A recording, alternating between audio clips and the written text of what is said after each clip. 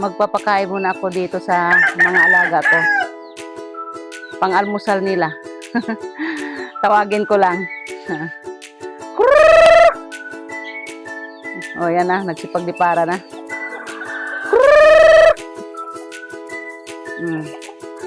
Oh, dito. Oh.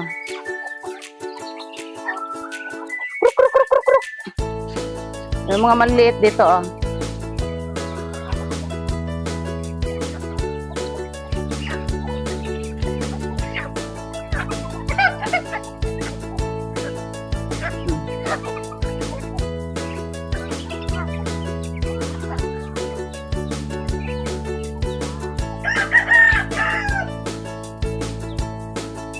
Diyan kayo.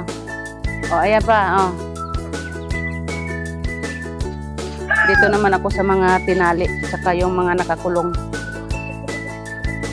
Dito may dalawang sisiw eh.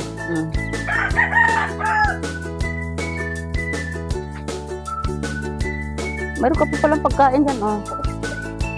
O, ito. O. Nandito na naman. Nagsipagsunuran naman. O.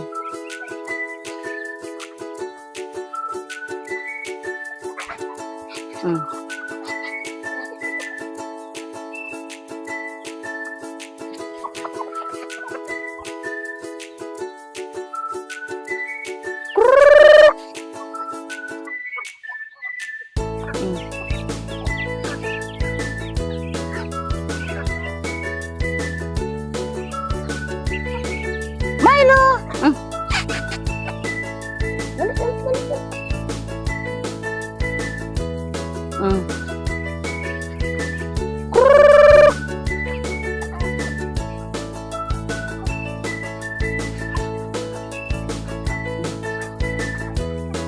Oh, diyan, oh. Andiyan, marami na yan, ha. Kaya doon naman ako sa bibi. Mayroon pa pala dito. Oh.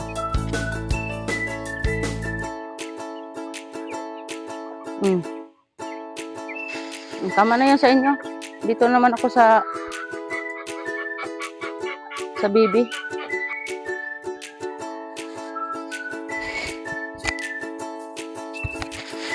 Mayroon din kaming alaga ditong bibi. Nasa kulungan. Kinulong namin kasi dati nakakawala lang yan sila diyan sa labasan. Eh, nawalan kami. Dalawa pa naman yun, ang lalaki. Mga lalaki lahat. Saka ilang beses na kami dito nawalan. Pag yung nasa labasan. Kaya ngayon kinulong na namin. Ayan, malalaki na. Pambenta na din. O dito, kain kayo.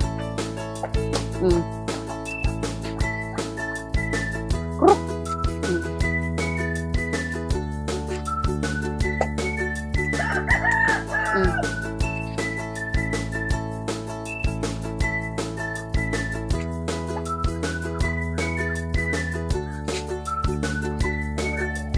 Ayun yung bumaba.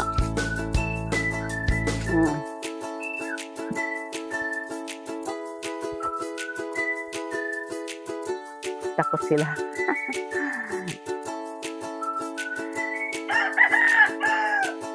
Nagtaka sila ba't pumasok ako. Dati kasi pag magpakain ako, hindi ako pumapasok dito. Iniitsa ko lang dyan. Ayan, ang lalaki na nila.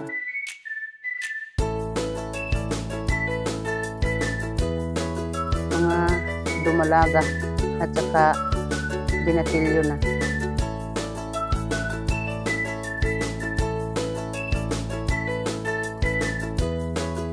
Ano yan sila? 11 yan dapat. Isa lang ang namatay nung maliit pa. Pag nasa labas yan sila, marami din yung predators. Minsan kasi, lalo na pag maliit pa yung ahas, saka yung bayawak.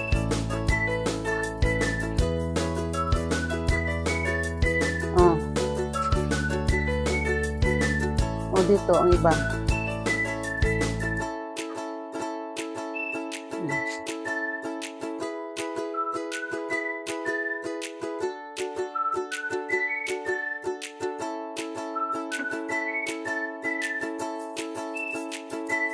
Pwede na din makatay kung gusto magkatay.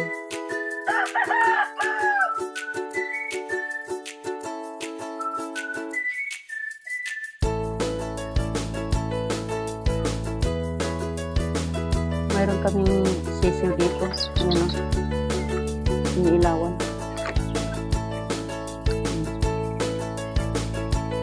Mga ano kasi yan, Texas. Yung Texas kasi alagain. Kailangan ilawan.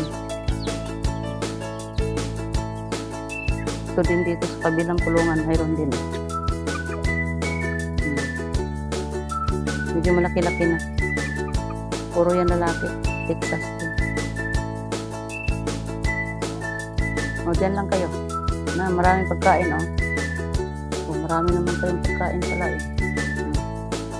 Yung mga lalaki, tinatali namin yan. Ayan, o, yan. Bulugan yan. Tsaka itong isa. Ito. Ayan.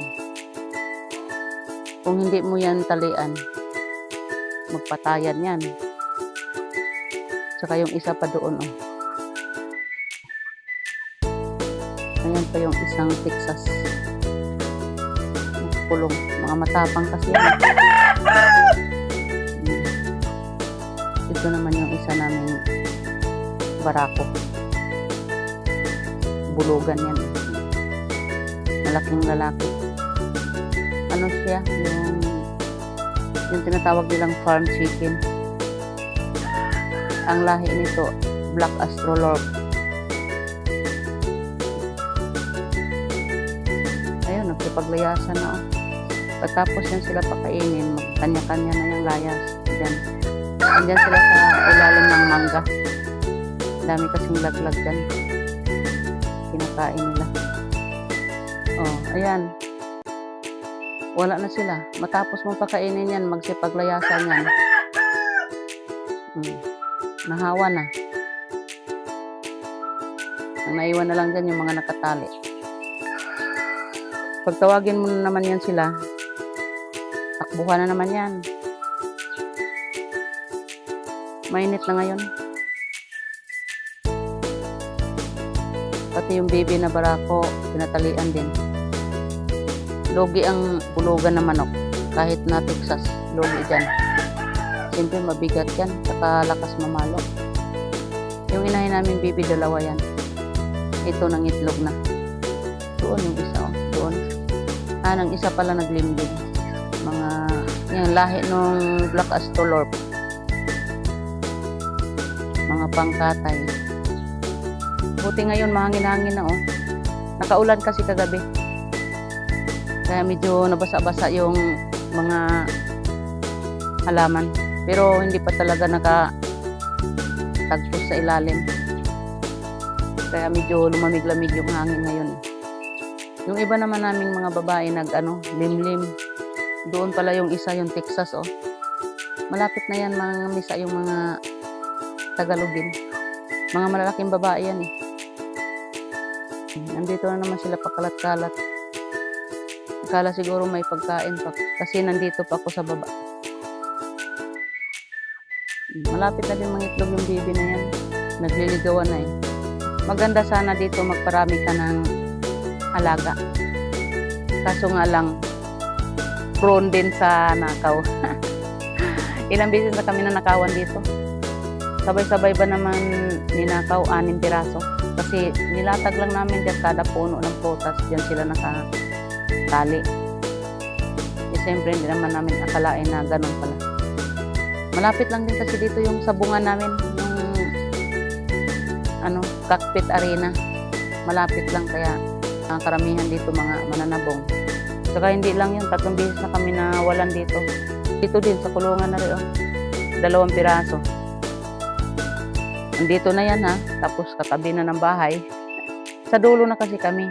Katabi namin dito sapa. Tapos pagtawid dyan, may mga kabahayan na din yan. Tapos palayan. Mula nung ninakawan kami, hindi na kami nagpaparami ng manok masyado, lalo na yung mga panabong. Ikaw lang ang bantayan ng magna. Dito ako ngayon sa baba mga kaibigan. Magbibigay ako ng tubig sa mga manok. Napakainit. Palaging natutuyuan yung inuman nila. Sa isang araw, 3 beses ako maglagay sa inuman nila.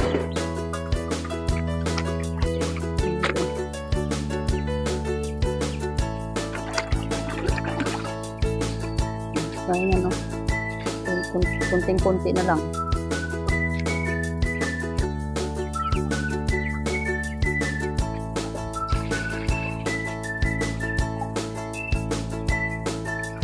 Yung mga inuman nila na nagkalat yan kung saan saan.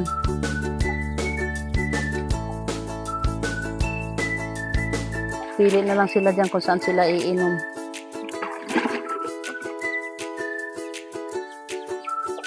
So dito yung mga sisiw dito yan. Pinapaapawan ko para maalis yung luma kasi mainit na yun, nabibilad sa init yun.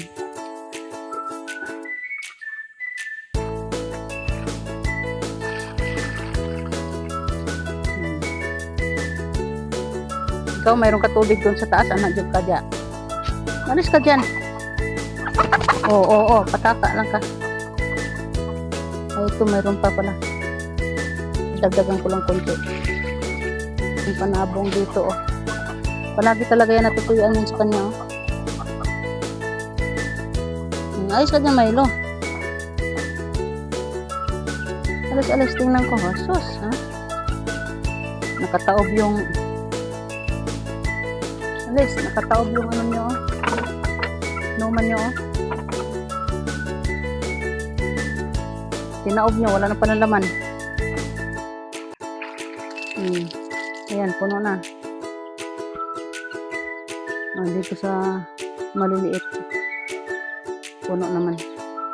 Dagdagan ko yan dito sa video. Buangon man ka. Dito, oh. Okay, mapilay doon ka. Dalawa yung inuman ng bibi. Ayan, puno. Diyan nagsiswimming yung mga maliliit dyan. Palitan ko to dito.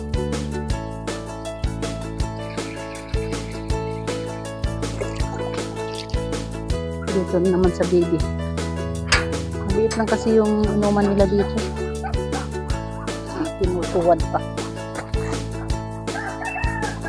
Langganang maliit lang.